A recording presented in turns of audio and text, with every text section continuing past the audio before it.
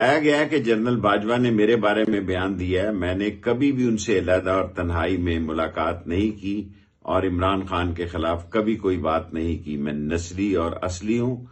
میرے فوج میں جنرل مشرف کے ساتھ، جنرل احسان کے ساتھ اور جنرل اختر ابراہیم کے ساتھ تعلقات تھے، اور جب میں وزیر داخلہ تھے تو موجودہ ڈی جی آئی ندیم صاحب اور جنرل فیض سے تعلق تھے سرکاری کاموں کے سلسلے میں۔ میں واضح کر دینا چاہتا ہوں، میں نسلی اور اصلی ہوں، عمران خان کے ساتھ کھڑا ہوں، کل اس کے جلسے میں شریک ہوں گا،